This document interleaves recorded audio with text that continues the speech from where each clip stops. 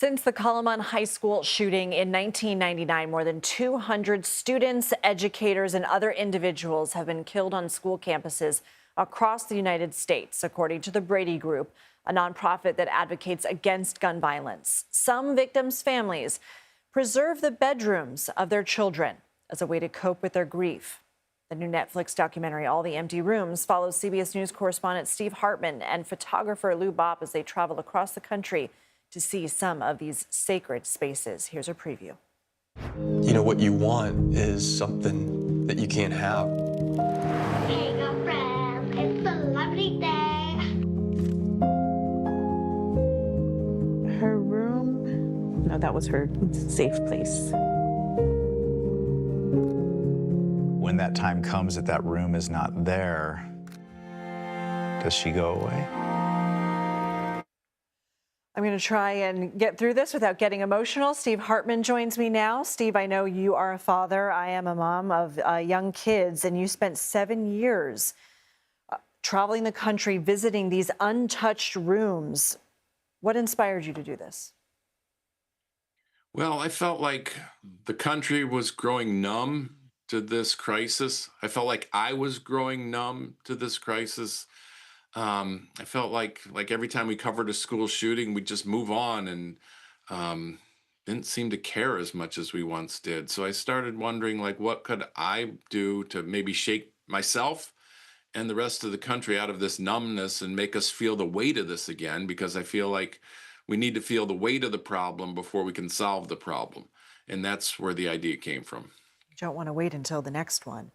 What touched you the most after visiting these rooms? Any examples you can give that are seared in your brain? I know we've been seeing that image over and over again of the hair ties on the doorknob. Yeah, that's one. It was a lot of little things like that that just show how quickly these lives were extinguished, because in some rooms, it's as if the kids, it's like the day that it happened, and sometimes it's 5 years later. There's one image of a toothpaste tube and the cap is off. And I just look at that picture and I think, that kid was expecting to come back and do that undone task, and just so many things like that. I think you look into these rooms and you can imagine your own child, because sometimes the things are the same. They got the same, like the little safe there, things like that, the same things my kids have. So it drives it home.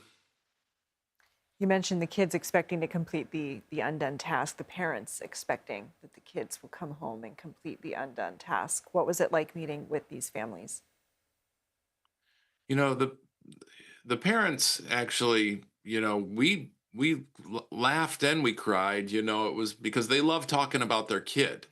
They don't want anybody to forget their child. So it was actually a joy to spend time with the parents. But there's definitely sadness there, because the rooms are both, a source of agony and a source of comfort. They want to keep them, they can't let them go. It's almost like another stage of grief. Packing up the room would be another stage of grief that many parents just aren't yet willing to take on. What do you want people to take away from this? The film has no agenda. Guns are never mentioned, for example. We're not really focused on any solutions. I just hope that the film serves, if enough people watch it, that the film can serve as a reset, because we all want to solve this problem. And I'm hoping that we can unite around this film that really isn't trying to beat you over the head about any one particular issue. It just shows that we need to fix it, and let's start here. Steve Hartman, thank you so much. You can watch All the Empty Rooms now on Netflix.